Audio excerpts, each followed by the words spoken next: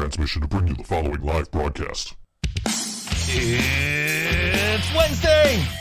It's 6 p.m.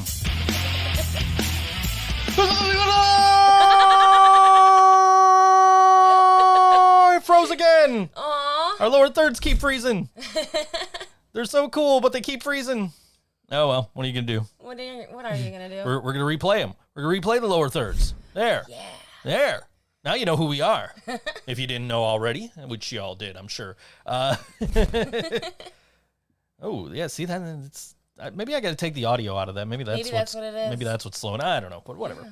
We're a little tilted this week a little bit. I got to figure this out. We just put a new mount in for the camera, and like I think the camera's kind of leaning on the power cable for the camera. Oh no. And that's what's tilting us ever so slightly this way. Yeah. So please don't get seasick watching us.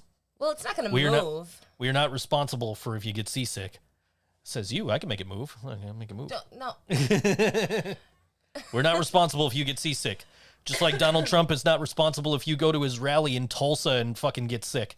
Right. You have to sign a waiver to go to his fucking rally. Yeah. Because he knows he's going to get all these fucking people sick. Then they're not going to be able to make it to the voting booth.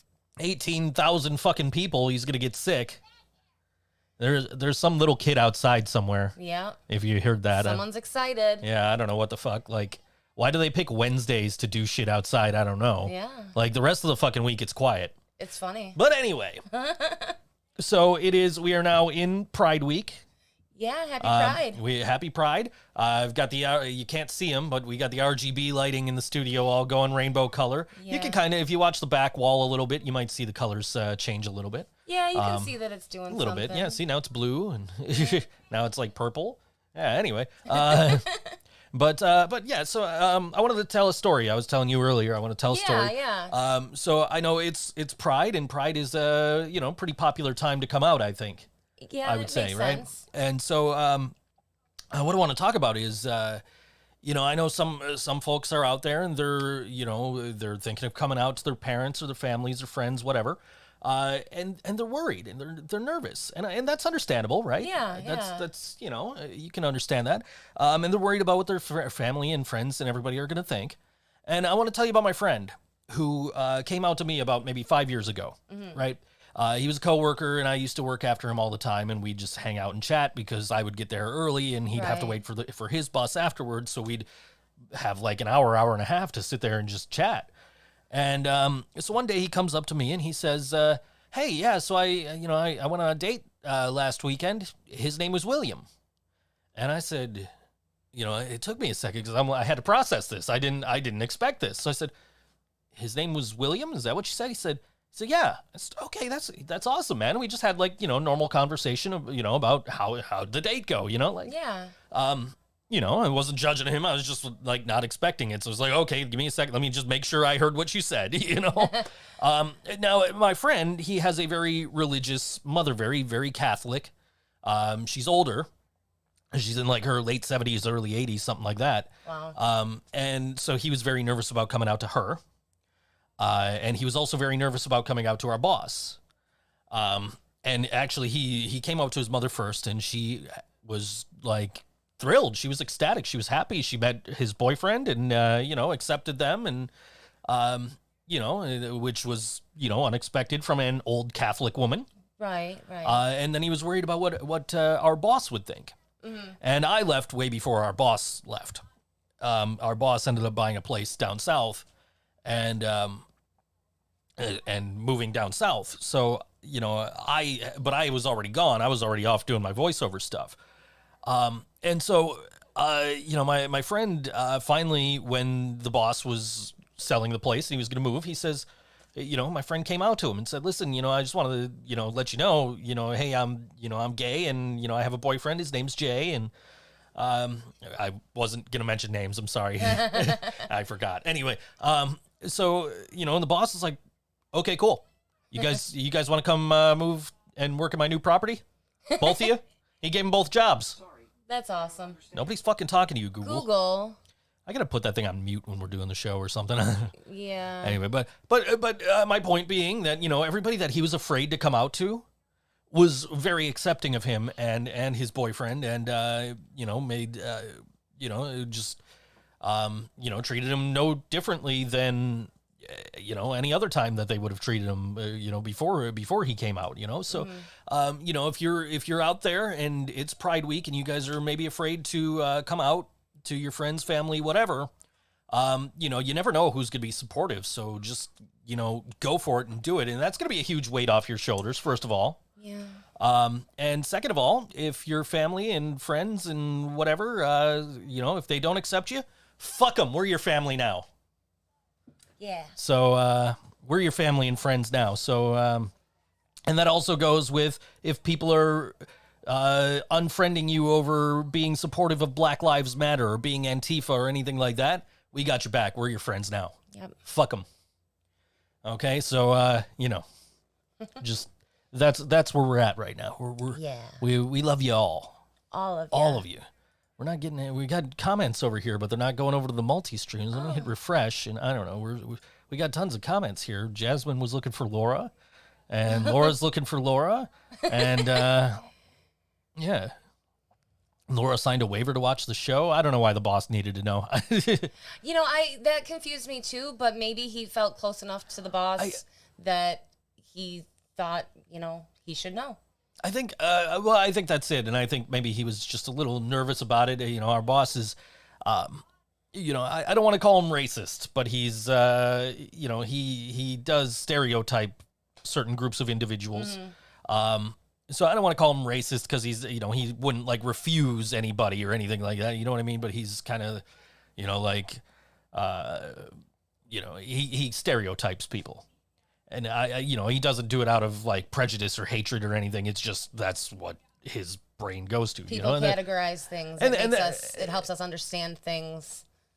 Exactly. Is she really repeating this, or is it no? She said it once, and it's just popping up in the multi-stream several times. Oh. I don't know what's going on with this multi-stream. We're trying to. Maybe we shouldn't look at the multi-stream. Well, I want to see if anybody on Facebook is saying anything. No one's watching on Facebook. How do you know that? I just do. I don't know. Let me refresh this and see if maybe that helps. I don't fucking know. Anyway. But yeah, so I think that was just kind of like he was a little nervous to come out to the boss, and like I said, the boss was just like, "Oh, cool. You guys want to move down south with me and work at my new place?" That's awesome. And he put him up rent free. Like he's they're just until they're able to get on their feet, get their own apartment or whatever. That kind of couldn't have gone better, huh? Yeah, no, that went. Maybe it's a good thing that he had that conversation with your boss. Yeah, maybe that wouldn't have happened the way it did. Maybe I would think that the boss would have been like, "Oh yeah, no, you want to come work for me?" I would think he would still do that. Yeah, but I mean, his boyfriend wouldn't have had the offer, right? Was the postman told what? I don't know why we're getting repeat messages. It's weird. Anyway, but yeah, so that's I don't know if I don't know if he told his postman. I don't think the postman was important enough to the story. But anyway, but seriously, like if you're afraid to come out, he was worried to come out to certain people, and they were all very accepting of him, and I would hope for all of you who are out there watching who may be in a similar situation where you've slowly started to come out to friends and you're still worried about telling your parents, worried about telling your family, your, bosses or whatever, maybe, like I said, it's, don't be, just kind of go for it. And the worst that's going to happen is they love you, they love you. It doesn't make it any different. The worst that's going to happen is you get new parents. Us. Right? And just so you know, we're really cool parents. I'm having Jasmine over tomorrow. Yeah. And I have a doctor's appointment, so she's going to have to sit in the studio and listen to Paramore with her father. We're going to listen to Elvis Sings the Wonderful World of Christmas. But we're going to do that, not while you're doing therapy. We're going to do that, all together as a family. Okay. Well, I was thinking that when she gets here, we should, because she has to dress in a Halloween costume. Right. Jasmine has to dress in a Halloween costume when she comes over, or she's grounded. We're going to dress in our Christmas elf costumes. I told her, so Jasmine's like, abso-fucking-lutely not. We're not listening to Elvis. And I said, well, no, it's perfect because Karina hates Elvis and you hate Christmas, and I like both of those things. So, and I spent the morning today. I bought some poly bags for my to put my records, like internal sleeves for the records. So they're like paper and with the poly liner inside. Yeah. So they're sturdy, but they're safe. They're not going to scratch up the record or anything. So I spent the morning putting those in, and I tweeted about it. And Kevin goes, Kevin says, well, that doesn't happen with cassettes. So I sent him a picture of a bunch of pencils. And I said, I got your cassette problems taken care of right here. You're so proud of that. Oh, I was on a roll today. I really was. And now we're on the air. So what the fuck am I going to say? I got all my clever shit out of the way earlier, I guess. It was I don't all know. just for Kevin. It was all for Kevin and Jasmine, yeah. Yeah. Well, so Brian, the other day, I posted that I'm not allowed to buy vinyl for like a week. Yeah, so much for that. So because I bought like 25 fucking vinyl over the course of the week or whatever. So I don't know what the fuck is going on with this. Just focus on the podcast. Don't focus on the chat. Fine. Anyway, so the other day, and this is before I made this rule that I shouldn't buy vinyl for a week, right? I was trying to buy Green Day's Father of All. Uh-huh. I don't want it. I probably won't listen to it, but it was only $6. So I'm just like, well, why not? I'll buy it. I had already bought like 19 vinyl from Revolver the day after they opened. Both revolvers, yeah. Well, total 19 vinyl between the two locations. Spent like $230.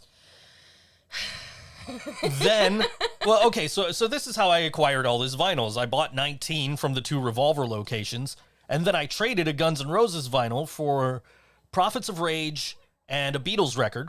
Uh-huh. And the Beatles record was like beat the fuck up, but it is what it is. The first record played fine. Yeah. Kevin just now got here. He missed my whole spiel about people coming out. Aw, he'll have to listen later. He's gonna have to watch this again later anyway. So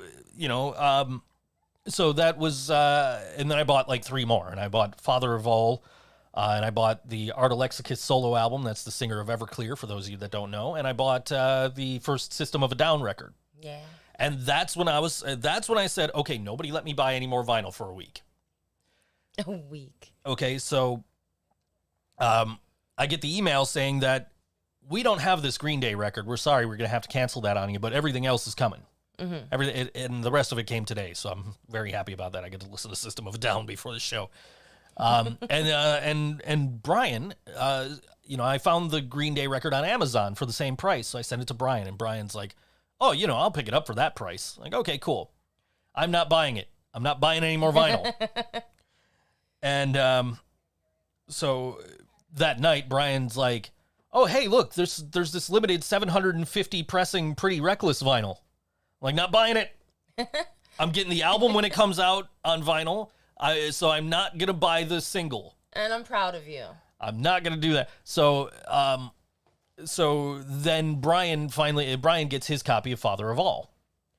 And Brian's like, well, hey, look what I finally got. Like, oh, that's cool, And then yesterday, I'm scrolling through Instagram stories. Metallica's been doing this tournament of all their songs. So I'm voting in the tournament. And then it's like, scroll up for our Father's Day sale. I'm like, well, shit, maybe I could get a shirt or something, Scrolled up and I found a patch. And the patch was like $5. I'm like, ooh, I'm going to get that. I'm going to put it on my vest. But the shipping was $5, right? So, of course, I got to buy something else to justify it. Right. And I said, Karina, can I buy a vinyl? Karina says yes. And so I bought a Metallica vinyl from Metallica's website. And then Brian starts messaging me, and he says, man, I'm really digging this first side of this Green Day record. I'm like, man, for $6, like, even if I hate it, it's only $6. I said, Karina, can I buy this Green Day record? Am I allowed to buy this Green Day record? And she says, buy me a toilet seat first, and then we'll talk about you buying a vinyl. So I had to, so I went and I measured the toilet seat, and I went and I ordered a toilet seat, and I ordered the record, and what else did I order? A bidet. I bought a bidet.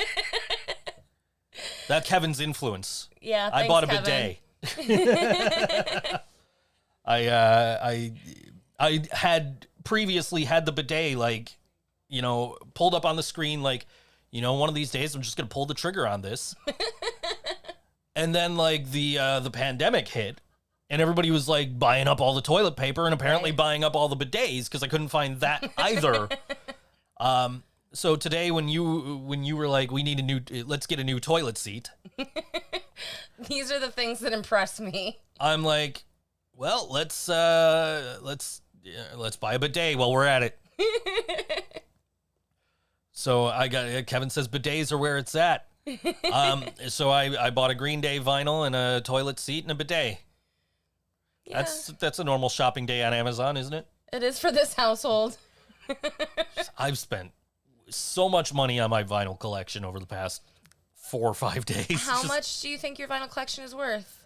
I could tell you how much my vinyl collection is worth. Tell me how much your vinyl collection is worth. Let's see. Let's pull up Discogs, and go to collection. And I have 107 records. This is not counting any of the ones that haven't gotten here yet. 1,000 minimum value, $1,022.98, and that's actually not counting 2 of the records. Oh. Because I have a bootleg Metallica record that you can't sell on Discogs, so there's no value to it on Discogs. And also the Ramones live in Buffalo, you can't sell on Discogs because it's an unofficial release. Oh. But I bought it legally at the record store, so yeah, it's on Revolver, not me. Man, it was so nice to go. Bidets seem to be in fashion right now. This is what you get when Biden is in the headlines for no one has toilet, I guess. Anyway, but you know, Brian and I went to Revolver, and I just had a stack of cash that was just piling up as the pandemic was going on, because I'm not going anywhere. I'm not buying anything with cash. And you keep saying like, hey, I have cash. Can I give you money for PayPal? Yep. And so you give me cash, I PayPal you money so you could order stuff online. And I'm just like, you know, pull out this wad of cash, count it, it's $210. I'm like, well, this is what I'm spending on vinyl. I honestly didn't think you were going to spend the whole thing on vinyl, and then you go over budget. I texted you as soon as I went over budget. That was the first thing, like as soon as I left the store, Brian went to use the ATM across the street. To get more money? No, he had some other stuff he had to do. Oh. Afterwards. So he was going to get some money out, and I'm standing outside the bank holding his vinyl, holding my vinyl, texting you. Oh my goodness. Texting you like, hey, I kind of went over budget, but I went over budget by buying the Beatles Rubber Soul. Yeah, I wasn't mad. And you were okay with that, and you've been enabling me all week to buy more. I still have like 2 that are still on the way. 3 actually. So I might have talked about this last week. I bought a Beatles record from a guy on Discogs, and he sent it out the next day. And then it, you know, like 3 days later, the tracking updated to say that it's in transit. But then it never got here. It was supposed to get here on like the 3rd, which was like 2 weeks ago today. Oh my goodness, you're right. Actually, I think it was the day before, actually, Tuesday, the 2nd. So waiting on this record, and just there's no tracking update. It just stayed at, you know, updating. You know, it's on its way to the destination, and that was the last update. It was from May 31st. So this guy, you know, so I reached out to the post office, and the post office is like, well, you know, COVID-19, and it's, you know, it hasn't gotten to its destination yet. Case is marked resolved. Yeah, the case is marked resolved when you literally told me stuff I already know. So, you know, and I got a supervisor's phone number, and I'm just sitting there, and I'm like, you know what, I'm going to eventually call, I might call this guy. I might give it a couple of days, and I'll call this guy. So the guy that I bought the record from, he actually goes on, he actually messaged me on Discogs, and he said, listen, man, you know, I don't, you know, I know your record hasn't gotten to you yet. I did bring it to the post office along with like 4 other records that had to go out, and they all had the same status. So I went to the post office to find out what was going on, and they basically told me, you know, delays with COVID-19 and that they haven't gotten to the destination yet. So basically what I already know. I'm like, yeah, that's exactly what they told me. He said, well, I contacted a supervisor. I'm waiting for a call back, and I'll let you know how it goes. So later that night, it finally updated. It never left St. Louis. It was just tucked in a corner somewhere in the post office in St. Louis. Like, nobody ever bothered to actually put him on a truck anywhere. Yeah. So finally, this record is now, it left St. Louis like a couple of days ago. Right. So I don't know when it's getting here. They don't have an estimated date, but it's finally moving. going to get here. This Beatles record I bought. I'm also waiting on the first Masked Intruder record. So excited. Mostly because I was sitting here listening to Masked Intruder 3, and I'm just like, man, I really like this band, and I really like the song Stick 'Em Up. Stick 'Em Up. Yeah. And I'm like, I got to get the record that's on. So I found a guy on Discogs that had it for like $15 and shipping. So it's like, all right, well, let me deliver, let me order this. So I got that coming, and also the Metallica record I ordered a couple of days ago, and also now the Green Day vinyl that I ordered today. So I got 4 out that I'm waiting on. So that's going to bring you up to 111? 111, yeah. Wow. So yeah, my collection is growing. I even, part of my trade for that Guns N' Roses record was I got another milk crate to put my records in. Thank goodness. Yeah, I'm running out of room here. So. Yeah. But yeah, so it's been, I've been spending money and like, yeah. Like the camera's on a new mount this week too. Which is weird because now it's like tilted, but that's we'll figure it out. That's besides the point. We'll fix it. Is anyone getting seasick yet? Are you guys seasick in the chat? What if we move our chairs like this, like we're on a boat? Yeah. So Laura is trying to convince you. Just made me like go knee first into my mic stand. Sorry. So Laura is trying to convince everybody that I am the author of a book called. What was it? Beat Erectile Dysfunction in 3 steps, 3 easy steps or something like that. Something like that. And I keep telling her it's not me. I know my buddy G has tried to convince her. Premature ejaculation. Yeah. Well, anyway, I know my buddy G is trying to convince her that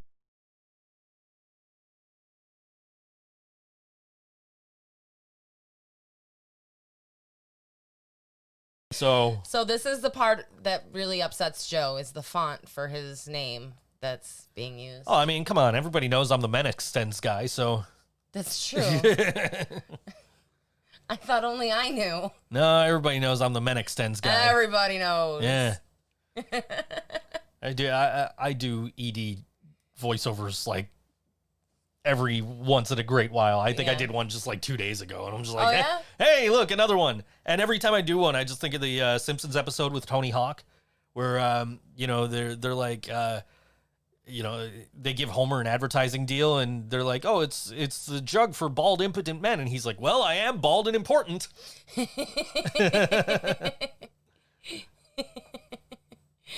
Kevin's not believing that you didn't write that. It's not me. I don't know. I mean, maybe I got to get this other Joe Kent on the line here and get him. Right. We'll work on that for next week. We'll figure that one out. But this week we already have a guest. We have Sarah Hartman, a former police officer, and she's going to be answering some viewer questions that we've got right here in front of us. I'm hoping we get through all the questions, but hopefully. We have limited time, so yeah, we got a format to stick to. We're gonna do what we can. Get to all your questions. Yeah, so hopefully we can get some answers here, because I know a lot of people are very interested in this segment, because we're trying to determine, why, what the good qualities of having a police force and a well-funded police force are. So, I personally can't see any. Right. Mostly because cops have never helped me in my entire life. And also, because I really do feel like that money could go to other things that would be more beneficial. Like, why does the police force need Lamborghinis when teachers got to buy their own shit? That's true. That's true. And so, Sarah and I actually last night, we went over the questions, because some of it was really a little over my head, and it's not that I'm ignorant, I'm just underinformed about some things. So I, did a little bit of research, And Sarah and I talked. We went over the questions. And she was saying that having some of the youth having some social programs might be helpful because that's where the crime is starting. And then they're growing up in a life of crime. So, you know, she's got a unique perspective that, you know, not all of us are going to see eye to eye with, but, you know, keep an open mind and just know that she means no disrespect. And I mean, I know she's not going to come across that way because she's freaking awesome. So, you know, I'm really looking forward to chatting with Sarah. Yeah. She's always interesting. She's kind of full of it. Yeah. I've met her maybe once, I think. Like yeah, she was you met her at at May the 4th. That's what it was. Because that was the night I played with XM Priory. Yes, it was. So, that was such a wonderful day. Yeah. And that she came from Nashville to come to Stamps, you know, that was awesome. You know, all the people that came, and then she was like the icing on the cake. So that was great. It was a nice party that they threw for you, specifically for you, and I got to be a major part of it, playing in 2 of the bands that night, which eventually led to the Living Brain Dead becoming a thing. So yeah, you know, that was great. I miss the Living Brain Dead. I miss you guys. I really do. Trying to get these new T-shirts. I got to contact some T-shirt companies tomorrow and see if we can get somebody to actually like print these properly. Those T-shirts are so cool. Yeah, we're trying to get some new T-shirts up for Friday because on Friday, Bandcamp is donating all the fees that they would normally collect to the NAACP. I'm going to say the right organization this time. NAACP. Basically their legal fund. Yeah. So that's going to be, that's going to be cool. And so we wanted to kind of try and do something nice, have some new merch up for that particular day. Yeah, that would be really cool. Unfortunately, my proof of concept proved not to be so great. So we're going to maybe try and outsource this to somebody or possibly change the front of the shirt. Yeah. The back of the shirt came out fine, but the rest of it has got to be like, maybe redone or just get somebody to actually do it. But the problem is it's a 3-color front and back shirt. Oh, it's going to be a little pricier than the $10 black and white. I don't mention the band as often as Laura says the other stuff that's got triggers on here. So that's why there's not a take a shot prompt every time I mention the band. Now I'm in control of everything that happens. White line. Laura's on the white line. We're not even on a song yet.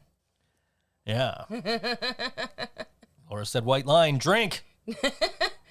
Yeah, water. So I mean, and also if you haven't, check out the Stamps the Bar Facebook page. Yeah. I don't know that they have any of these left. They actually were debating on getting a 3rd order of these. That's amazing. 3rd order, and these are these are here for to help offset some of the costs during the pandemic of them not being open. Yeah. And so it was as soon as it was presented to me, it's like, yes, I will buy in to get our name on the back. And also, the ThinkSoJoE show logo is actually on the back of these, too. Yeah. That was Scott Leffler actually paid for that. Oh, thank you, Scott. But we ended up ordering like 6 shirts, too. Right. For the 2 of us, and then the band, and then their girlfriends or whatever. So yours is right in this bag behind me, dude. He's got it. Yeah, it's literally right there. It's by the window. Anyway.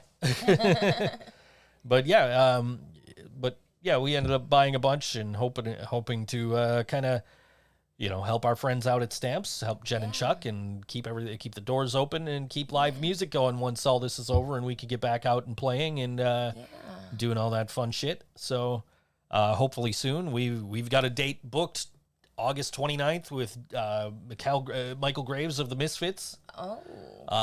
And that's going to be an acoustic performance. Oh, that's going to be so cool. That's going to be weird. Our first show back, and we're not plugged in. Anyways. So So what do we have here? This is NoFac 3. Is that how you say that? NoFac 3 Lo-Fi, Okay. I think.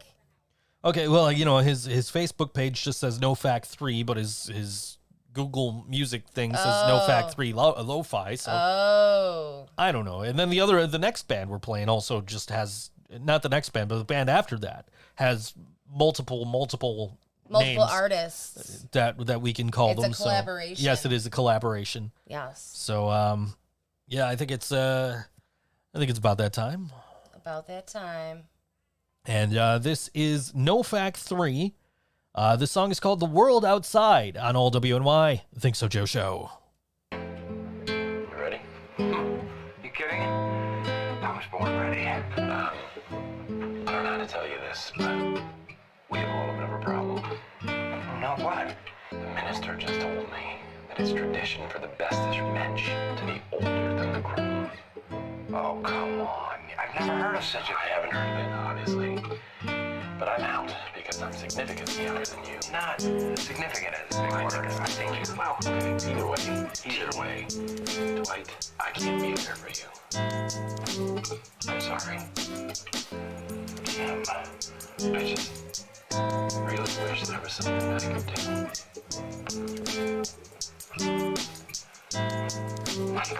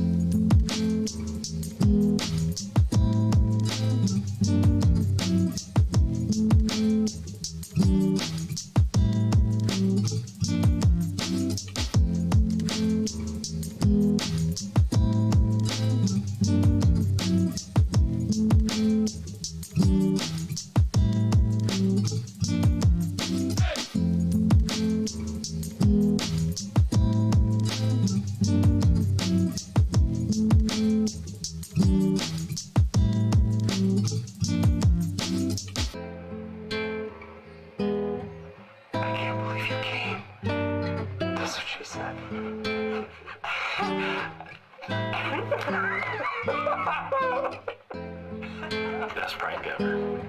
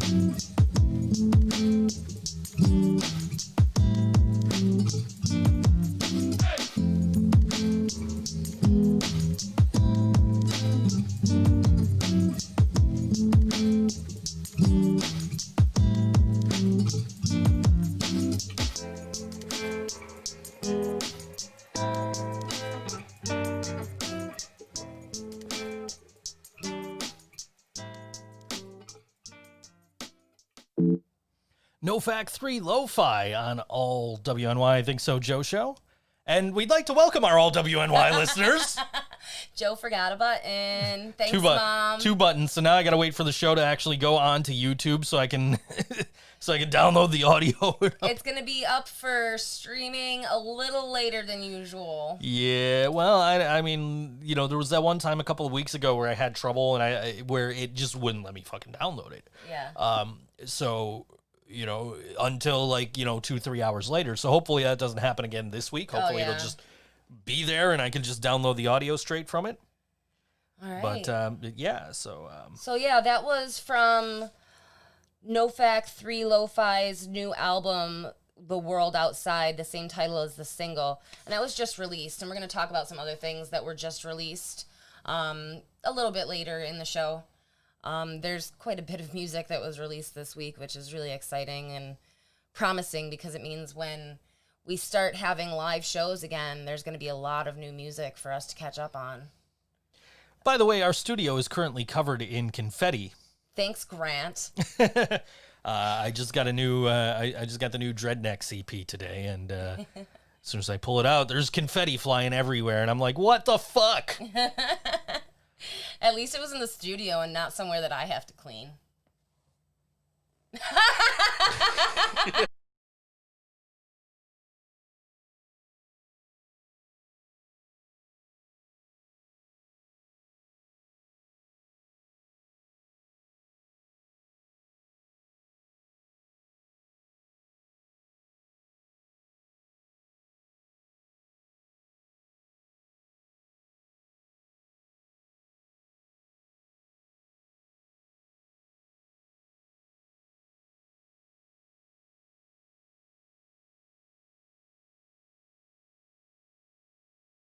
How you doing? Good. Sorry, I was in an elevator. That's okay. We don't want you stuck in an elevator. Yeah, I had to get to a spot that was a little bit better. They're blasting music at our pool, and so it can be very loud. I hear you. How are you? Great. I'm excited to talk to you about, these questions, and for our listeners and viewers to hear what you have to say. Absolutely. And just for them to keep in mind that this is just my experience. Everybody's feelings are valid. They're their feelings. Everyone's entitled to it. I was listening in a little bit, hearing Joe's experience, and I too have, had my run-in with that side of the law. So that was prior to becoming a police officer. And yeah. I guess it was more so, I could get in and I could make a change in a lot of how people police and discretion. I think I'm a pretty great person. I think you're pretty great. So, I loved what I did. I actually have been through 2 police academies, one in Wake County, Raleigh, North Carolina, and one here in Nashville, Tennessee. So I've got about 12 years experience law enforcement. And so I understand you guys have some questions. Maybe I can add a little bit of light to their aha moments. Yeah. Maybe. All right. We're going to start with Cam's questions. Sure. He wanted to know, what was your most rewarding experience while working in the force? Sure. It actually speaks volumes to today's issues with the Black Lives Matter movement. So it was the time I saw death and then birth all in the same shift. And what's interesting is the death call was a person not breathing. I responded to that, and of course everyone was frantic, and it was a 450-pound black man.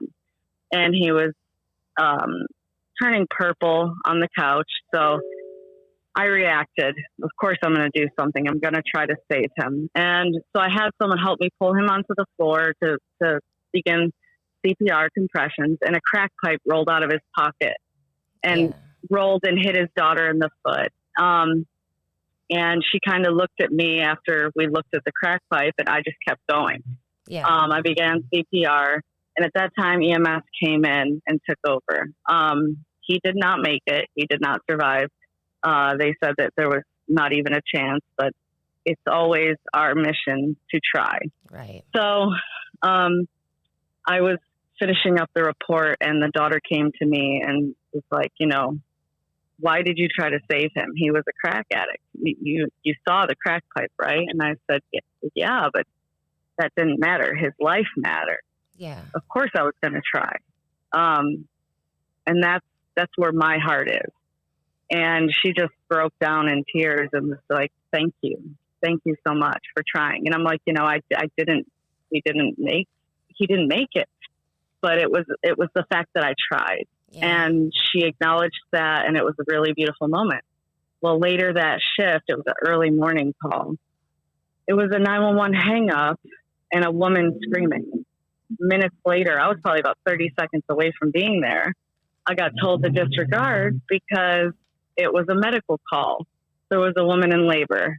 So I decided to continue on because I knew I was the closest first responder. I could maybe assist. So I get there, and this woman it's a Black woman, and she is on all floors, and she is ready to give birth. She is ready. And I'm freaking out. I'm like, what do I do? You know, I'm seeing her crowning, and I'm seeing this little head coming into the world. And I'm like, you know, there's little kids running around getting towels and helping frantic father. And the woman is coaching me. She's like, we've got to flip me over and get this baby out. And I'm like, okay. So we get pillows and, you know, and I'm preparing, I glove up and sterilize, and I'm preparing to bring a life into the world after I had just witnessed a death.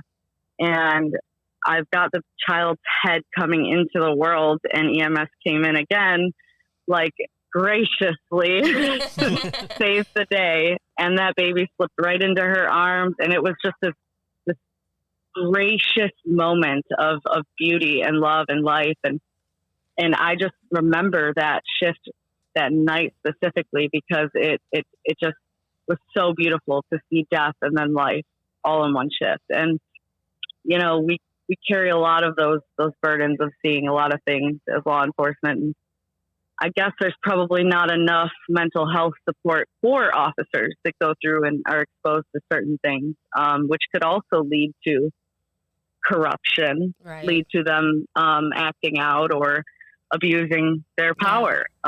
They need mental health.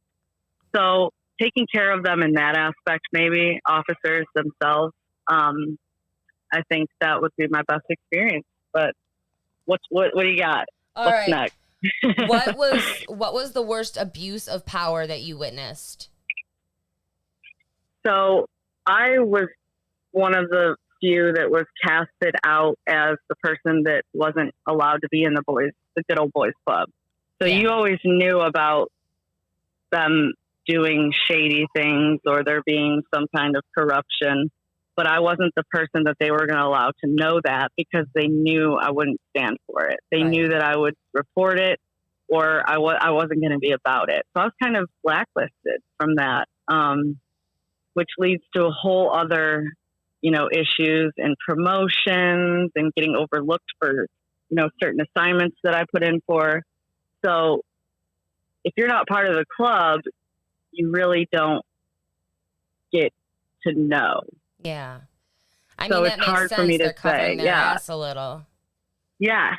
Yeah. I would say, I myself, the only abuse of power that I think that I've ever would be turning my red lights and siren on when I have to really, really use the restroom. You to know get what? through a That light. is an emergency. I would tell you that I have held my, I have held my urine for over 12 hours Oh my on goodness. shift, and it's very uncomfortable and Yeah. probably not safe. So No. I would say that would be the most that I have ever done myself, Well, which is wrong, but right. in the scheme of things, I've gone lights and sirens to call, and Yeah. never gotten to stop and eat or process. And Yeah. it's a very fast-paced, adrenaline-type career. So what else? Awesome. Well, All right. What absolutely. changes do you believe should be made to policing? Well, for me, my experience would be the people that are holding the highest positions of authority, like the commanders in chief and lieutenants. A lot of them have the old way of life and accept racism as, oh, that's just how it is, especially here in the South, Yeah. which is just not acceptable. Right. Those people, they're not willing to change. Their hearts are angry and hateful. And those people don't have any business holding power of authority. I would say that we need a reform in the structure. They're not mandated a lot of times to retire. Right. So they hold these positions for years, and it's like it just becomes like a stalemate Mhm. for people, good people that could come in and make change and recognize that, okay, yes, these aren't acceptable. but they can't get in those high positions to make the changes happen. Right. Because those seats are taken. So I would say the reform to happen. Cool. For sure. Cool. All right. Here's a little bit longer one. Do you believe the concept of having different highly trained public safety specialized responders, such as negotiators, mental health specialists, and et cetera, would be a viable solution as part of the future for police? I would say that those already exist as tools and avenues that police use. It's all circumstantial. But a lot of people aren't aware that the police have to clear a scene and make it safe before the first responders, such as EMS and fire, will actually come. So if there's an emergency call and there's somebody supposedly stabbed or shot or anything like that involving some sort of crime or violence, I would say they sit 2 blocks away and wait for the police to say that the scene is safe. So to find people willing to go and respond to those in the manner that the police do, in the fact that they do arrive to make sure the scene is safe. It's just going to be difficult. You know, like if a person calls 911 because their husband is beating them, please hold. We have a social worker on the way. Well, tell me what the social worker will do to prevent this person from further bodily injury. Yeah. Are they willing to put themselves in the harm's way? You know, because me as a police officer, I was willing. I would set my things up specifically so that it wouldn't be difficult for my family to collect my belongings if I were not to come home, because that was a real possibility for me in the position that I took. So yeah, I would say, I hope that in a roundabout way kind of answered it. Yeah, I think so. All right. Cam also wants to know, why did you turn in your badge? For me, I had medical issues start to arise that started to take a toll on how I performed my job. It wasn't safe. It was debilitating pain, and I just have other avenues. There's other plans for me. Right. I loved it. But yeah, it's just circumstance that I'm rolling with. Yeah, I hear you. I hear you, babe. All right. Yeah, I know you can relate. All right. Josiah wants to know, have you ever witnessed any abuses of power by other cops that you worked with, and how did you handle that? You touched on that briefly, if you want to touch on it again. Yeah, it's really, they wouldn't allow me to see because they knew I had integrity and they knew that I didn't stand for corruption. And that's not what I was about. So if it was happening, I was unaware and purposefully made unaware because of that reason. I was blacklisted essentially from their good old boys club, you know, and that's just the type of officer I was. I wasn't going to get involved in their corruption. And if I had anything, I would report it. Yeah. But I just don't have any solid ground on anyone, unfortunately. But absolutely, I've heard stories and very, very reliable stories of corruption and, you know, pocketing money on drug busts and things. But it always has a way of coming back to that person. So now, if you were to, have witnessed any kind of corruption or any kind of, illegal activity among the, as you say, the good old boys club, is there any fear of repercussion if you were to report it?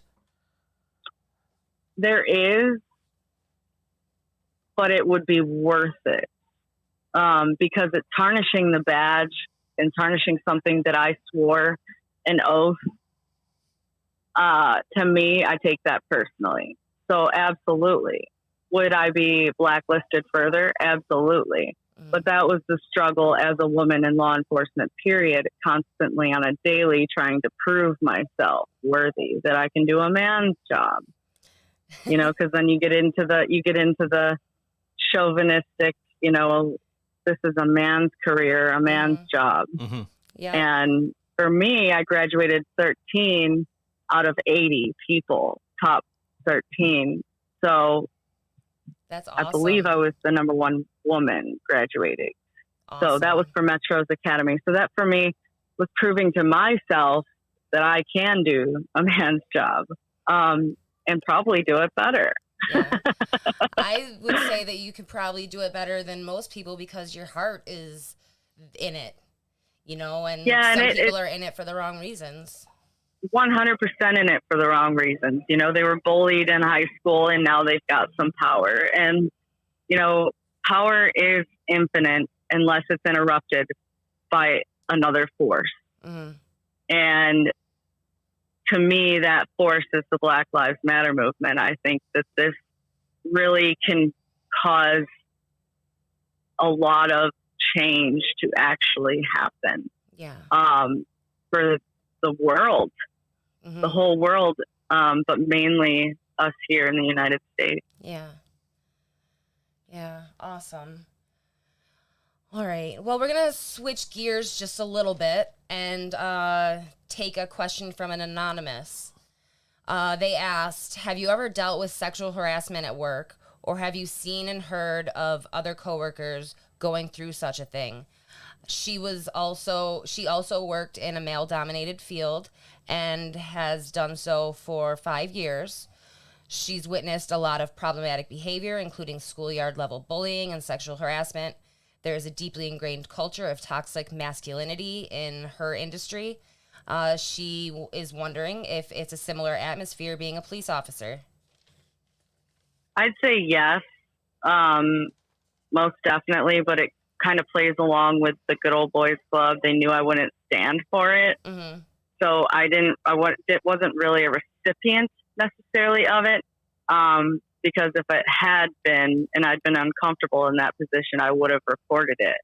Mm-hmm. To me, it's unacceptable for someone, of that character to be representing the same thing that I'm representing. Right. So Yeah. for me, it's like, yeah, no, that's not what we're about, Mm-hmm. and I would say that would too get me blacklisted because you suffer a lot of repercussions from reporting those things. Yeah. And it's little things that you can't really do anything about, such as you don't get the promotion because you reported your sergeant sexually harassing you. Yeah. Or, you know what I mean? Like, you don't get the new car, you get the old beat up one where nothing works. They do something wrong and you get punished for it. Absolutely. Oh, Absolutely. That's disgusting. And it's a protection of that entire club and group. So absolutely there needs to be reform and restructure, and they need to weed these people out that are in these positions of authority that are making these little clubs and protecting them. Yeah. Now I know a lot of agencies, operate differently, but we have standards. We talked about use of force yesterday, and there are use of force. There is a use of force continuum, but you always want to one up your suspect. You always want to one up. Yeah. They come at you with a knife. I'm going to come at you with a gun. So I'm going to one up you. Because if it's me or them, it's going to be me all day. Right. I am not the aggressor, and people write their own stories. So I would say that, yes, sexual harassment does happen, but I wouldn't stand for it, so they just wouldn't do it. They wouldn't do For it while you were fear, looking. Yeah, Cool. for fear of that it would be reported. They knew that I had integrity, so yeah. All right. Okay. We're gonna switch back to a question about defunding. Sure. This question is from Jennifer Ackert Williams. What specifically do you not support with regard to defunding police? Is it restructuring of the police, reallocation of funds within the departments, or reallocation of funds to supportive organizations within the community in an effort to alleviate the burden of police response to issues that may not be appropriate in the scope of their duties? So I guess this is kind of similar to that longer question that Cam asked. Yeah, and that we touched on a little bit about, how social workers are not going to be the first responder. They're not going to show up when you're getting stabbed. Right. That's just, and if they are, then by God, sign up some social workers to be first responders. Yeah. But a lot of times people don't get into social work to do that sort of thing. Right. But absolutely, I think funding needs to be to be put and reallocated to the appropriate areas. Getting these officers better training so they don't react. Reacting without actually thinking things through can cause a situation to go deadly. And the more training you get, the better you are at how you react to situations when you're put in those situations. But funding, I think, taking it from the police period seems pretty crazy because of knowledge of knowing how, underfunded it is anyway. Mm-hmm. At least unbeknownst to officers who are on the lower level, we thought that it was underfunded because we don't have the greatest working equipment. Mm-hmm. But I would say that definitely redistributing some money into the programs for social community kids. These juveniles, they start young. They take them when they're young. They're very impressionable. Mm-hmm. And then they get them to do whatever they want. And juveniles are not held to a same standard as an adult. Right. So then they can get away with it a lot easier. I think that maybe interrupting that and helping those programs, but stopping crime as a whole is just not going to happen. You could kumbaya this world, but I've seen evil in this world and it exists. And it's the things that we keep as officers keep from the public eye. So just because they're frustrated and don't know and see and understand doesn't mean that they don't deserve to have an opinion on it. You know what I mean? Right. Like somebody that hasn't seen a dead body, they're still allowed to have feelings on, this person's dead body. Mm-hmm. That's their feelings. So it's a difficult topic because defunding is a really strange word, and I have a hard time with that word. I say reform. Yeah. I heard Joe talk about Lamborghinis, and a lot of times those vehicles like that, those are drug seizures. Those are, big drug busts where they would, that's drug funded. A lot of times they sell them at auction or they turn them into police vehicles. So I never did get a Lamborghini, but that's probably because I was blacklisted. Yeah. So I would say that a lot of the funding that goes to police can be redistributed into better programs to help people and help communities, mm-hmm. and programs for the youth to keep them out of the hands of these criminals, because there's gonna be drugs, there's gonna be guns. It's gonna be this never ending battle mm-hmm. over power. Right. But let's see if we could just make the world a lot less hateful. Yeah, absolutely. All right. Well, it's time for us to play a song. Do you have any closing statements that you want to touch on that we haven't covered? I would just say that everyone, your listeners, I know they're all really great people. You don't really keep bad company from our 24 years of our friendship, of being together. And that love is my religion. I love people as a whole. And I'm really happy that you gave me this opportunity to, maybe just shed a little bit of light and show you that we're human. Yeah. We're people. And, I do stand with Black Lives Matter. I do think that their movement deserves the social justice it changes in this world. So great. Thank you. Thank and you I so love much you for your guys. time. I Thank love you. you so much. Absolutely. I can't wait to see you in August, honey. I love Oh you. my God, I love you. Thank you, Joe. Thank you. We Bye, appreciate All Sarah. right. it. Take care. Absolutely. Bye-bye. Bye. All right. All right. It was very informative, I think. I think it was Yeah. kind of, gives you kind of a different perspective on where funds could be allocated and how things are handled from a police perspective and whatnot. So we're going to get in some music now, and maybe we'll talk about it a little bit more when we come back. But this is Digital Afterlife, and this song is called Dark Epiphany on All WNY. Think So Joe Show.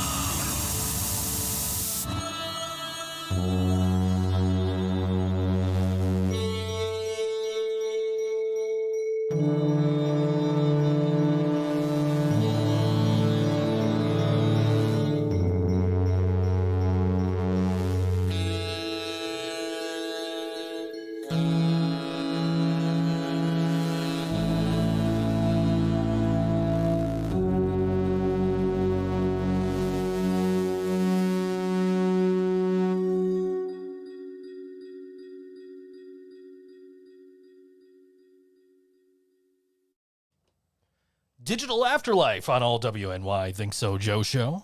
That was their single Dark Epiphany Yes. off their upcoming album being released July 1st. Okay. We had some nice comments about Sarah, both in the Facebook and the YouTube. Actually, a friend was asking, first of all, wanted to thank her for, taking the time to do that. And also had a couple of questions, so I tagged her in the Facebook chat. So hopefully she'll see it and be able to answer some questions for you. But I appreciate everybody that's listening, and stay tuned while we were talking with Sarah and getting her opinions on, the options of defunding, or having social workers handle domestic calls and things like that, which are things that have been talked about. Yeah. And it may be something that somebody like me, for example, wouldn't think about. Yeah. In that, if it's violent, what's a social worker going to do? Yeah. Unless they train social workers in Kung Fu. Well, yeah, I guess. Which, I mean, there's really no reason not to. Yeah. Everybody should know. Yeah. Did you see the thing I posted on Facebook the other day? The guy doing the flip kick, and it was like way up at the ceiling. And No. I posted that. I tagged my buddy Turtle in it because he does Kung Fu. Yeah. I said, until you're able to do this, your Kung Fu means nothing to me. But no, it definitely was an informative interview, I think. I think she, made some good points. Yeah. Maybe some stuff to think about for us who are, saying maybe we should look at defunding. And I think defunding, as she mentioned, is probably not the right word for it. Well, as I was saying, I took these notes. Do you want me to share some of this stuff that I... Sure. Okay. Well, because I've heard a couple of definitions of defunding, and I wasn't sure exactly what that meant, so I looked it up. It's defunding the police is an American slogan that supports divesting funds from police departments and reallocating them to non-policing forms of public safety and community support, such as social services, youth services, housing, education, and other community resources. Activists who use the phrase may do so with varying intentions. Some seek modest reductions, while others argue for full defunding as a step toward the abolition of contemporary police services. Activists that support the defunding of police departments often argue that investing in community programs could provide a better crime deterrent for communities. Funds will go directly toward addressing social issues like poverty, homelessness, and mental disorders. I think part of that is what Sarah was getting at, where she was talking about, let's get, more funding for youth programs and things like that, Yep. get them off the streets and get them into things that will, make them do things other than commit crimes, and get them started early on not Learn committing other crimes. other ways to get through the world. Yeah. Me personally, I'm very interested to see what happens in Minneapolis, because they have, dismantled they are dismantling their police department and starting from the ground up and trying something new, community-led programs and things like that. So I'm very interested to see. I'm not going to sit here and say this is going to work. I'd like to actually see that it's going to work. And I've had that conversation. I think it's going to take time. I don't think this is going to be an overnight change. No, absolutely not. Police abolitionists call for replacing existing police forces with other systems of public safety like housing, employment, community health, education, and other programs. And both those statements were from Wikipedia. I know it's not the most reliable source, but it gives me a start. But I mean, the thing with Wikipedia is, yes, it's not going to be 100% reliable all the time, but when there are things added to these articles, there are people who will, fact check, and they will, and they have to add sources. Yeah, that is true. If you don't put a source on a Wikipedia article, Wikipedia is just like, fuck you, that doesn't count. And I'll tell you what, A couple days ago, I looked up defunding the police on Wikipedia, and it was a completely different definition. Oh, I'm sure. I found this one a lot more useful. Yeah.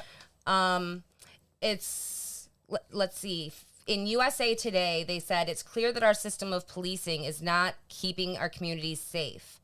That's said by Council President Lisa Bender. Our efforts at incremental reform have failed, period. So that basically says we do need something to change because the police are not doing what we need the police to do. The larger push to defund the police is about more than taking money away. It's a push to reallocate those funds into social programs.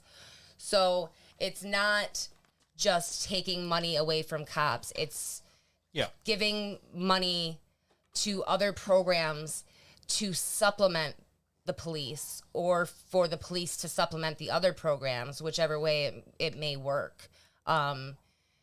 But these social programs would work with the police in working towards public safety. So hopefully that clears defunding the police up for one or two of you. So you said the person who was made that quote, her name was Lisa Bender? Is that correct? Yes. Do you think her campaign slogan was "Bite my shiny yellow ass, You're my an shiny asshole. metal ass"? I keep getting that confused with the "Kiss my hairy yellow butt" from Homer Simpson. I get those two Yeah. mixed up all the time Yeah. when I try to quote them. So, And then we were talking about Minneapolis. right. So have any U.S. cities begun to defund their police departments? Minneapolis, the city where George Floyd was killed by police, is poised to redirect police funds to affordable housing solutions for the opioid epidemic and other mental health resources. In Los Angeles, city officials said police funding would be cut by $150 million and then redistributed in communities of color, quote, so we can invest in jobs, in health, in education, and in healing, end quote. New York City officials announced that they would begin to divert funds from the NYPD towards social services. On June 15th, which was just the other day, city officials also announced that they are disbanding the special unit of 600 plainclothes cops, which has been involved in the city's most notorious police shootings. And actually, this is a really interesting source. This is Christian Science Monitor. Interesting. I had somebody last week post something like 600 plus cops in New York City are quitting and they're putting in the resignation.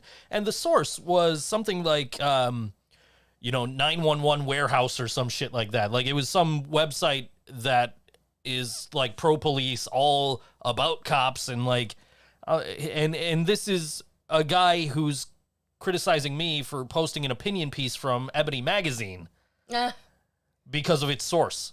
And I'm Wow. like, are you fucking kidding me? Like, you're criticizing who I'm going through? Look who you're fucking going through.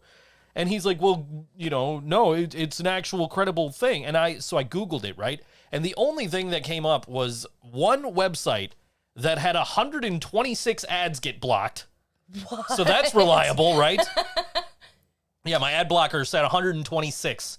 That's how many ads it blocked on this site. And I'm like, that's the only source other than where you're reporting from that's saying the same thing that you're saying. So, yeah. I don't think it's too far-fetched, by the way, that this opinion piece on Ebony, which was researched, by the way. It's a researched piece where this black woman with a distinctly black name sent in 2 resumes to all these different job offers, opportunities. Sent in 2 different resumes, one with her name and one with a white-sounding name. And guess what? Guess who? The exact same resumes. Guess who gets called? Oh, wow. And so he's trying to. Oh well, yeah, that's a reliable source. Like, are you trying to tell me that people with ethnic or black-sounding names? I guess black is an ethnicity, so that was redundant. Are you trying to tell me that people with black-sounding names or other ethnicities, that aren't strictly like, European sounding? Who's going to get the job? Is it going to be John Smith or is it going to be Shaniqua Jones? Right. You know, like who's getting the call back on this? Even with the exact same resume, the white sounding name is getting calls, and he's, well, look at the source on this. Fuck you. I'm no longer friends with this person on Facebook. I finally defriended him. I'm like, fuck this. I'm sick of this shit. Because I posted something. It was when the trans rights got taken away. Or attempted to be taken away. Well, they did. We're talking different things here. So because the trans protections are for like healthcare and things like that, and then the LGBTQ plus that was upheld by the Supreme Court was for like jobs. Like if you have a job, you can't get fired for being LGBTQ. So I posted something and I said, well, you know, if you believe that all lives matter, right? But you agree with this decision to take transgendered rights away, you're a fucking hypocrite. Mm-hmm. And he commented something like, oh, well, you know, there's still protections for the mentally handicapped, wink. So I deleted his comment and deleted him. Fuck him. Wow. You know, I ain't got time for this fucking hatred. You know what I mean? Like, yeah. If you believe all lives matter, then why the fuck are you sitting here like, well, the fucking mentally handicapped, and that's what the transgenders fall under? Fuck you. Yeah. Fuck you. You know, like, seriously. And just like, you know, you can't sit here and tell me all lives matter. And he's not an all lives matter. I've never seen him say all lives matter. I'll give him that. He's just a fucking asshole. But anyway, but you can't sit here and tell me all lives matter. But you want to take away trans rights. You want the football players to stop kneeling. You want them to protest peacefully, but you don't want them to kneel during your special song. And you want to fucking, you know, if you want all lives to matter, let's fucking treat all lives like they fucking matter. If you want all lives to matter, let's like make Black Lives Matter. Exactly. You know, it's ridiculous. You never hear all lives matter after a drone strike. No. But seriously though, like, you can't sit here and espouse all lives matter, and then you're, you know, siding with the police when they shove down a 75-year-old man who's just trying to hand him his helmet back. What do you do when you're trying to get somebody's attention and they're like a foot away from you? What do you do? Right. That's what he did. But no, you got fucking Trump now. Like, oh, well, he was trying to block the radio communications using his cell phone. Fuck you. He was holding his cell phone in his hand just like every other person who was there except the cops because their hands were full with guns. If I've got a police helmet in one hand, riot helmet, why the fuck they were wearing riot gear, I don't know. If I've got a riot helmet in one hand and I've got my cell phone in the other hand and I'm trying to get your attention to give you your riot helmet back, what am I doing? Yeah. I'm trying to steal your radio communication? Fuck you. Bullshit. Okay, anyway. Shall we talk about this week's music releases? Yes. Yes. Kevin, I got your message. It was not him. Okay, so this is redundant, but Lexi Rain, her EP, Guilty, is released on the 20th. Which I don't know is Saturday. That's Saturday. Her video came out this past Saturday for I Don't Want Your Man. We world premiered last week. Yeah, I Don't Want Your Man. That video came out this past week, and it's pretty. There are green screen effects in it, and you could tell they're green screen effects. And then at the end of the video, it's just like, yeah, see, we are shooting on a green screen. I spoiled it. I'm sorry. Aww. I'm sorry, Lexi. I ruined it. No, it's a fun video though. It's a fun song. I sat here, I checked it out. It was a good video. I liked it. The great Rick Horton gave me a lead that Invictra was releasing a new single.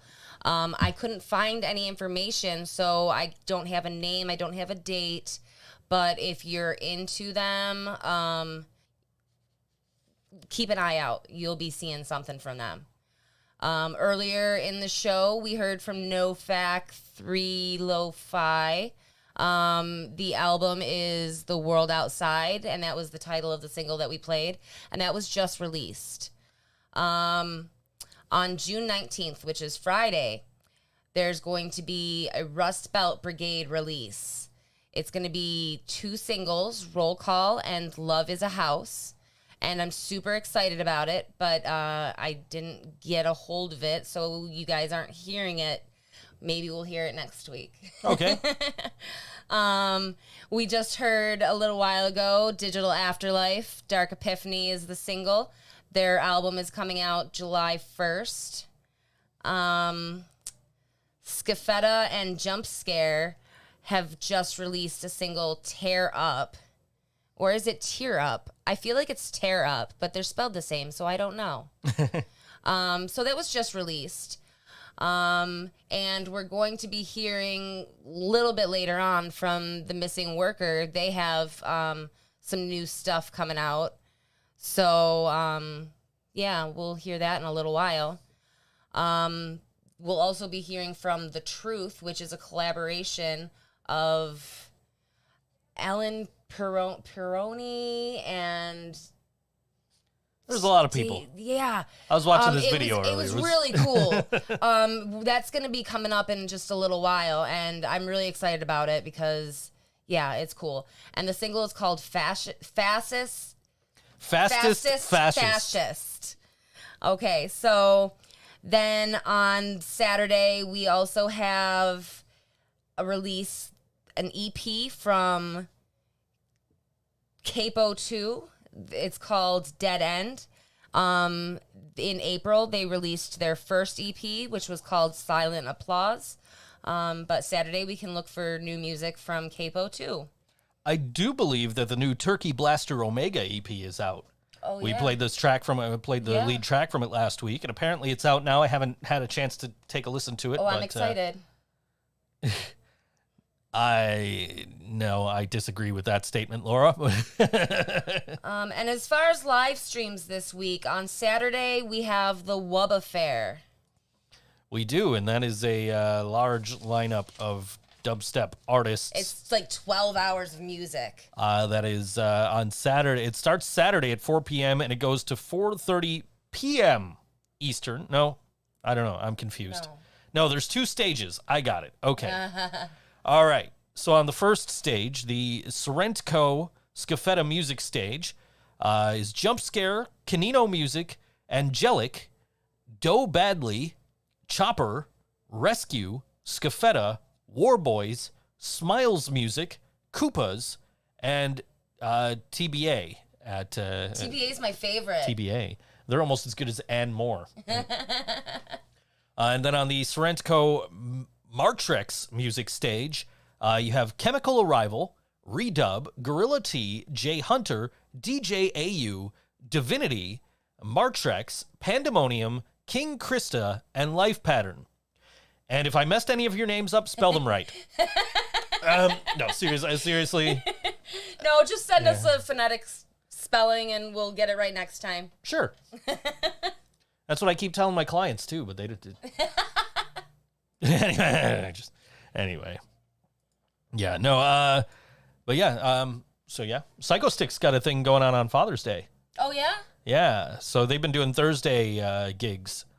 Or actually, it might be tomorrow. I don't know. That could be wrong. Anyway, but Psycho Stick's been doing like Thursday gigs, and they've been doing them for charity.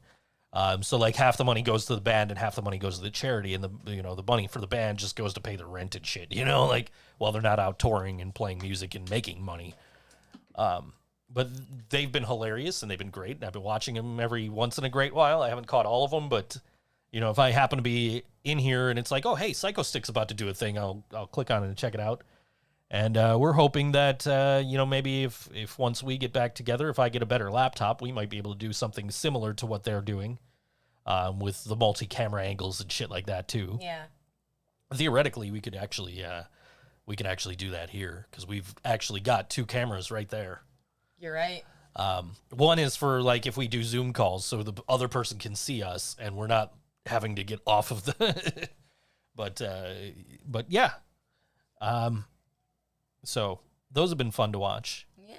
I feel like this light needs to be closer to us. I think I moved it back too far when I was... Well, I think that the sun setting coming in is also is really not helping. washing yes. us out. And me anyway. I'm going to have to put curtains back up, I guess. Yeah. I don't know. I got to nail the thing back in or whatever. So anyway. Why don't we just nail the fucking curtains to the wall? Could do that. Or we could staple gun them to the wall like your... ex-brother-in-law, yeah. Anyway. There are staples all over my fucking house. I can't get them out. Everything's wood in this house. So if I try to get the staples out, I scratch the wood. It's awful. First world problems. Man. I'm done. One of our cats fell and broke a dish. Oh my goodness. I don't even know what happened. I'm sure Whisper pushed him. I don't know if Whisper was anywhere near Nah, him. sure. I don't know. It might have been Gibson. Somebody pushed him. Somebody pushed him. Falls, or he breaks the jumped. dish. He's soaked. It was a water dish. And so that's what we get for using the nice dishes for water dishes. I'm sitting back here. I'm still putting my records in the sleeves, and you're like, can you come comfort Sylvester? Sylvester hates me. He will not let me near him. And when he's upset, it's even worse. And he's always upset. So, you know, he was scared because he was covered in water. He fell. I'm sure it didn't feel good. You know, it made noise. It scared the other cats. All the other cats came to investigate. You know, it was just a lot of activity for Sylvester. And he wouldn't, like, I didn't even try to go comfort him because I knew it would just make it worse. Yeah. So I was like, Sylvie needs dad.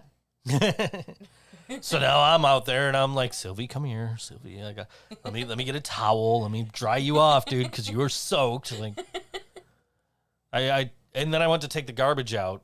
And so, like, the garbage has been on the other side of the fence. So I went out the front door with the garbage, and now it's back on this side of the fence. So I'm like, fuck. Thanks for taking the garbage out. So I had to go through the fence, and then the dogs are running. And I'm like, nope, you're not going this way, Rocket. They're such cute dogs. Oh, I got to pet them yesterday. They came in. I love them. They came in as I was coming up from doing some laundry stuff. So, Yeah. you know, I was like, oh, hey, look, my puppy friends, you know. And then, of course, you know, as soon as I'm going to go in the door, Rocket's like, ooh, time to go in. Yeah. I want to go in. I want to see the kitties.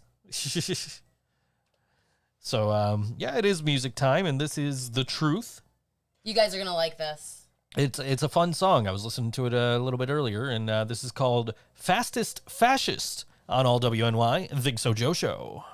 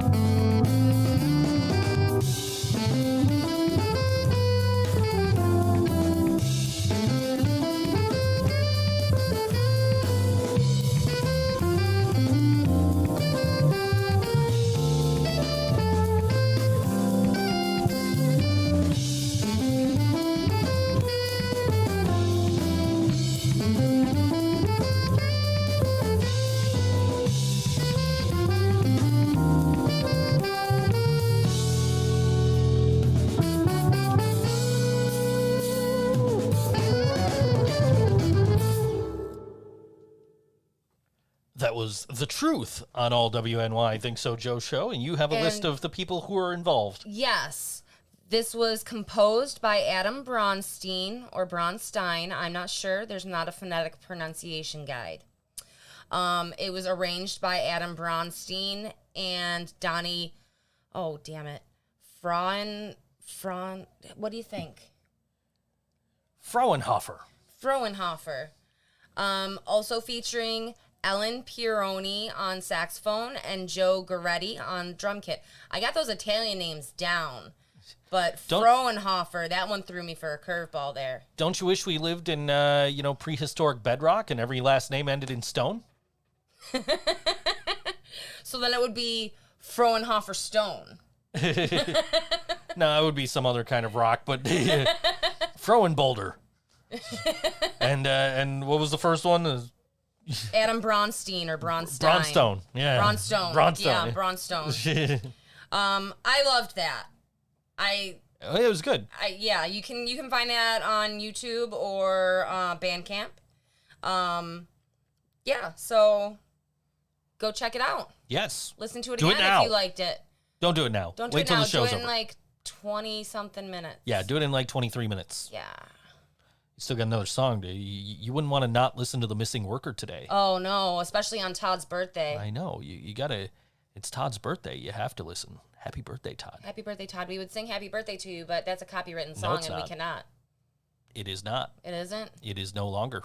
Since when? Since like 5 years ago. Oh. Yeah, they lost. So we can sing to Todd right now. We could, but we're not going to because nobody wants to hear me sing. Okay. I guess you have a That's point. your birthday present for me, Todd. I'm not going to sing happy birthday to you. Anyways. Yeah. Yeah, the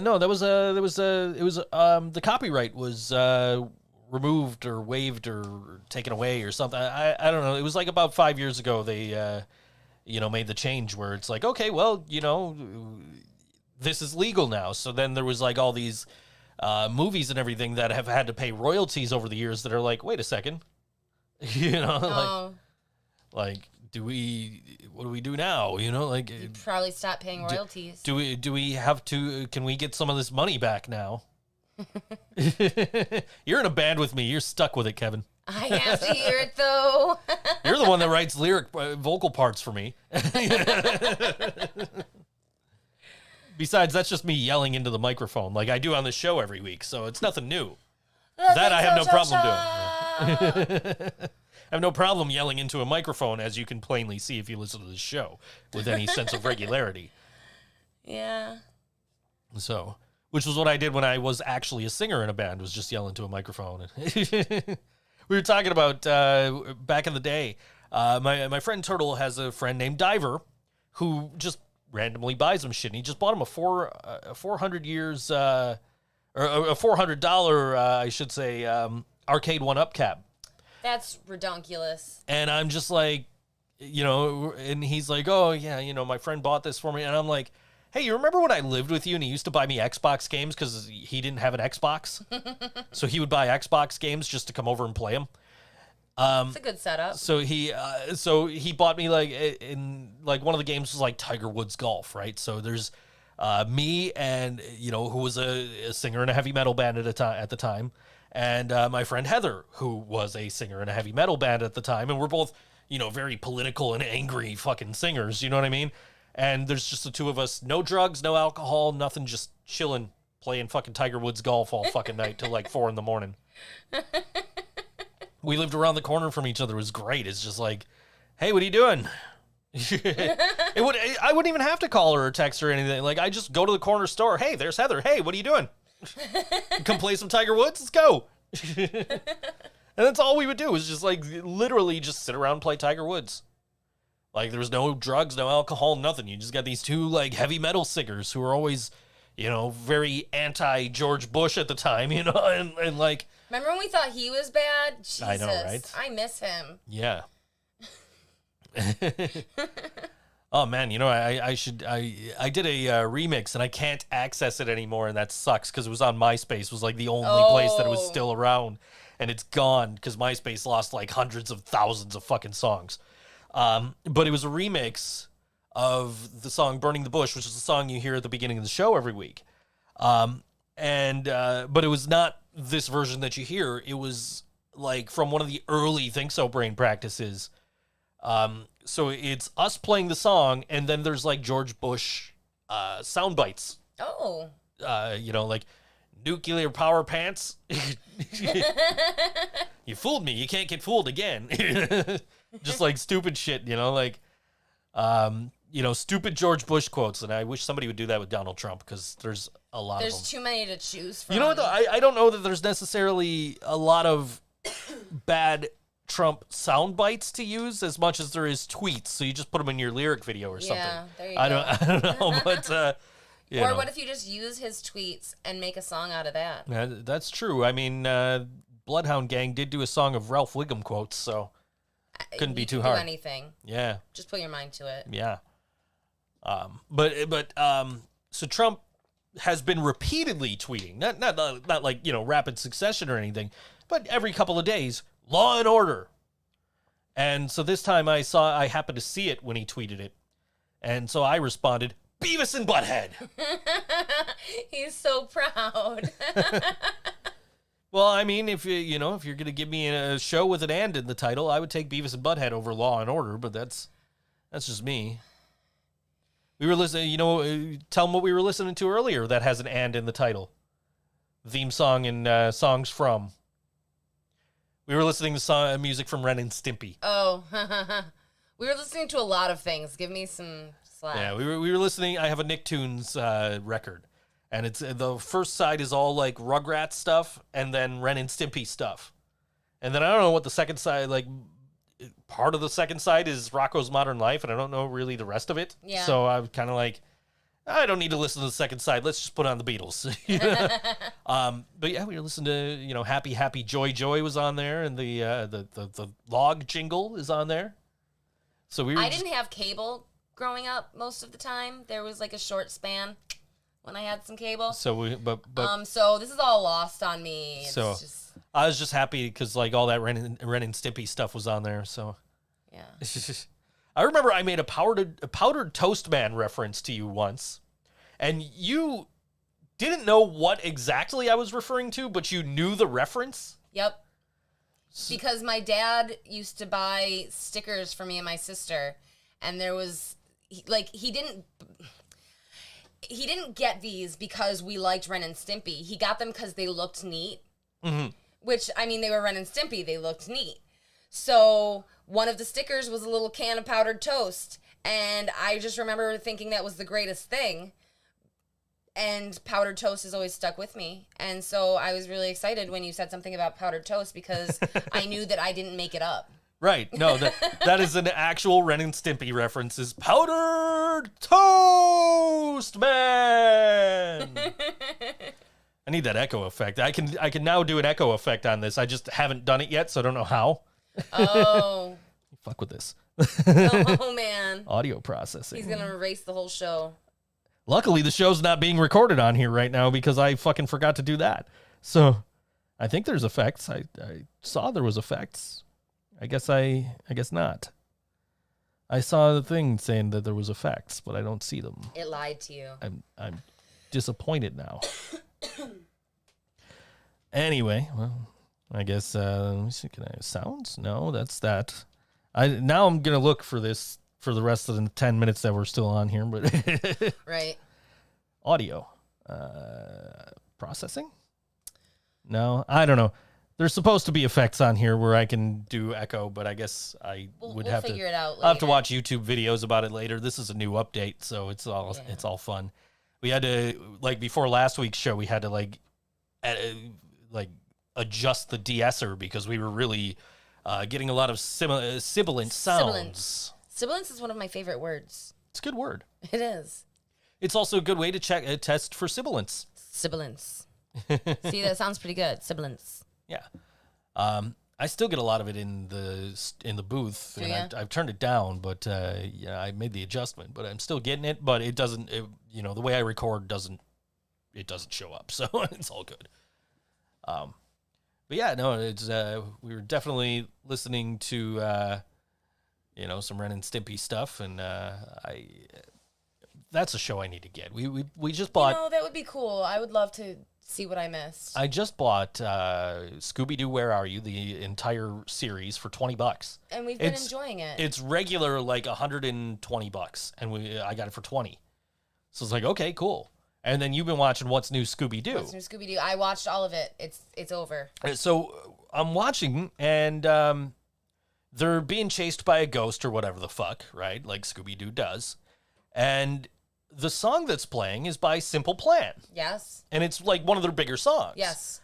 And I don't remember which one off the top of my head, but it's one of their bigger songs. And I'm like, wait, that's Simple Plan. I know this song. And then I'm watching an episode like a night or two later. I'm like, wait a minute. This theme song is by Simple Plan. As it turns out, I haven't seen this episode yet, but it does exist. There's an episode where the Mystery Inc. meet Simple Plan. That's cool. So Simple Plan is like way entwined in this series. I must have. So I found out because I went on Wikipedia to find out if it was really Simple Plan doing the theme song, because I'm like, wait, you know what? That might be Simple Plan doing that theme song, and I wouldn't have even thought about it if I hadn't heard one of their songs in one of the episodes. So I'm just like, oh, that's crazy, you know. Yeah. So, Scooby-Doo is now Scooby-Doo's now met Sonny and Cher, the Harlem Globetrotters, and Simple Plan. What more could you ask for? Yeah. I would love to go see the Harlem Globetrotters. We've talked about that. That wouldn't be something I would be opposed to. Could we bring Allison? We could. Could we bring Mom? We could. Okay. Then let's do it. As long as you don't mind me half-assed whistling the Harlem Globetrotters song the whole way there. I would expect no less. You have to deal with me every week when we got that 1 minute countdown, and I'm just whistling along with the music. That reminds me, the 1 minute countdown. Should we talk about that? Is that something we could do that. We're throwing around an idea about having a contest of sorts to have the countdown music, because that countdown music is annoying and Joe whistles to it. So, guys, keep in mind, if you got a 1 minute little tune, we might want you to, That song is catchy. Yeah. Dun, dun, dun, dun, yep. I like it. I would click on it, but then our faces go away. We don't want that again. We had that all last week. It's terrible. So we restructured how I restructured everything. Like, you're not watching a direct feed from the camera. You're watching a screenshot of a direct feed from the camera. Yeah. This is some techie shit. So if you see me looking over there, I'm looking at the actual feed of the camera. And if you see me looking over here, I'm looking at the screenshot of the thing that's over there. So, yeah. I just kind of went nuts with this whole setup once I got that extra, arm to mount the camera on. I want to actually move it closer. I think it's probably going to be better because so? I think so, because I think the light will hit us more and maybe negate some of the outside light. I don't know. Nothing's going to negate that. I looked right at it. Why did I do that, guys? Oh, it's fine if I hold my hand right here. People who stare at the sun, President Trump and Karina. Hey. I'm sorry. That was too far. President Trump is not drawn to bright things. Shiny. Unless it's like a bug zapper. Oh, man. What if we got a Trump zapper? Yeah, can we get a giant bug zapper and just hang it on that fence he built outside the White House? Oh, that would be great. Ooh. What if we electrified that? Never mind. We don't. Don't whiz on the electric fence. I'm sure somebody in the comments got that reference too. Anyway, I actually, when I was in Think So Brain, my guitar player at the time was obsessed with Ren and Stimpy, and I was obsessed with coding funny shit into my friends' MySpace pages without them knowing, because you remember you could comment, right? Yeah. So you could use HTML code in comments, and you could embed audio. So for the longest time, if you went to his profile, it would go, "Don't whiz on the electric fence." And he loved it. He absolutely, because it was, that is like the most insane fucking scene from Ren and Stimpy is... I have no idea what I'm missing. So Don't Whiz on the Electric Fence is a board game that has an advertisement during Ren and Stimpy. It's a fictional board, obviously. It's part of the show.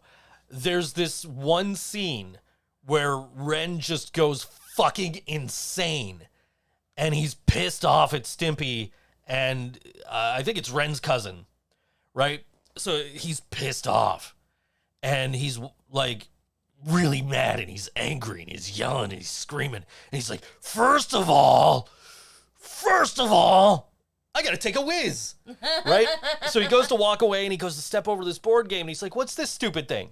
And they're like, oh, it's a board game. He's like, oh, you like this game? They're like, it's our favorite game in the whole world. He's like, yeah, well, what do you think of this? And he unzips his fly, and he goes to piss on this board game, Don't Whiz on the Electric Fence, and he gets zapped, and then at the end of the episode, it goes, Don't Whiz on the Electric Fence. So I miss Ren and Stimpy was like the craziest fucking Nicktoon. Well, it's weird because like Nickelodeon put out Doug, Ren and Stimpy, and the Rugrats all in the same day. They own Rugrats. Oh. Doug went to fucking Disney. Oh. And Ren and Stimpy, I don't know if the creator has it. I don't think Nickelodeon, I think Nickelodeon basically said, fuck this shit. So I do have a Ren and Stimpy memory. Okay. I have seen a bit of an episode of Ren and Stimpy because we had like a pajama day in middle school. Mm-hmm. It was I think it was 4th grade. I don't know. But we had like a pajama day and we could bring our stuffed animal to school with us. And I didn't bring Willie because Willie's too precious. Right. I didn't bring Willie to college with me. Really? Yeah, because I was that worried. I brought Cookie Bear. And you know what? I lost Cookie Bear. Okay, so it's a good thing you didn't bring Willie. So they brought all the good kids that like had done their homework and not gotten like any points against them or whatever into the auditorium, and we were gonna watch cartoons, and it was like the second half of the day, like we were just gonna watch cartoons, and they put on Ren and Stimpy, and everyone got so excited, and I'm like, what's going on? And they started playing Ren and Stimpy, and it was glorious. It was so disgusting. Mm-hmm. And there was something about a toenail, I want to say. Probably. It was gross. And the teachers freaked out, and they turned it off, and they put on the Sleepy Hollow cartoon. Okay. Do you know the Sleepy Hollow cartoon? Oh, the Headless Horseman. I don't know. Well, I know what Sleepy Hollow is. I didn't know Ichabod Crane was and the cartoon and the anyway. It was really wholesome. And there were no oozing toenails, and I remember just being really disappointed because like I thought it was funny, even though it was gross. It was still like a funny gross. It wasn't like I'm gonna throw up or anything. Mm-hmm. And the teachers were like, I'm sorry kids, we thought Nickelodeon was for kids. Ren and Stimpy was not for children. Rocco's Modern Life either, but they still show that, so but well, you know what I mean, a lot of these Nickelodeon cartoons, they have the jokes that kind of like fly over the kids' heads, but the parents get it. Yeah. So, like, if you're watching Ren and Stimpy, you don't get half of these fucking jokes. That's true. Just like the first time I ever watched SpongeBob, I had Madison, and she was like real little, and I'm like, oh, let's put on cartoons or whatever. So I put on SpongeBob, and he's trying to give his pet snail a bath, Gary, right?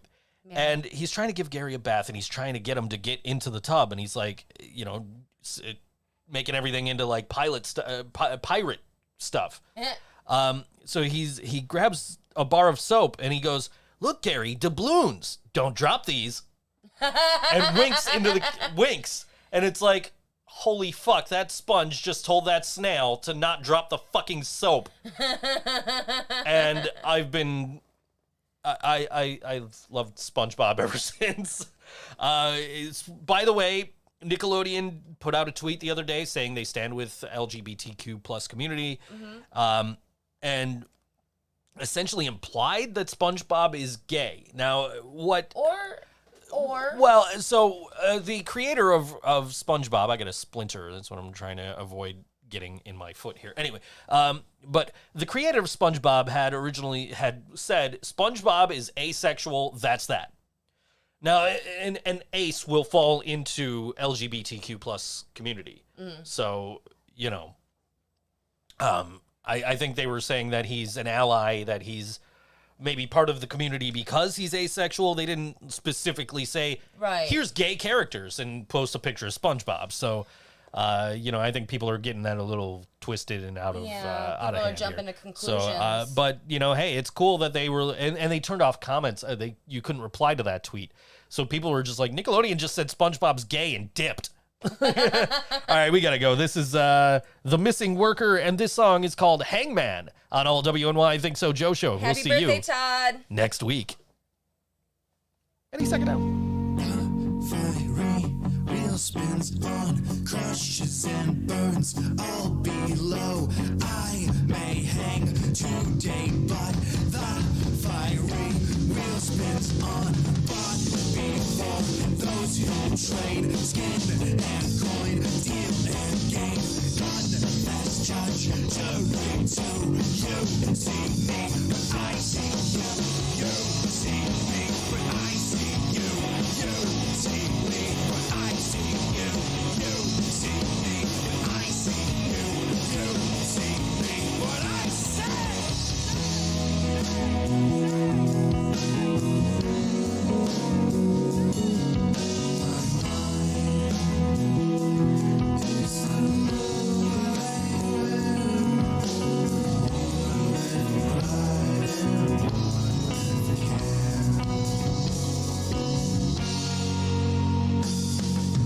Seems like justice will be done. There are many crying for me to atone here tonight. Maybe I can bribe the guard, or maybe I should give up on this fight. Rest my eyes, rest my back. I'm gonna feel his new surround.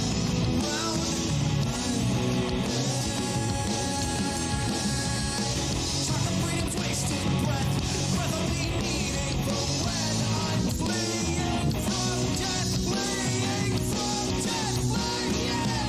Sentence pass, no control.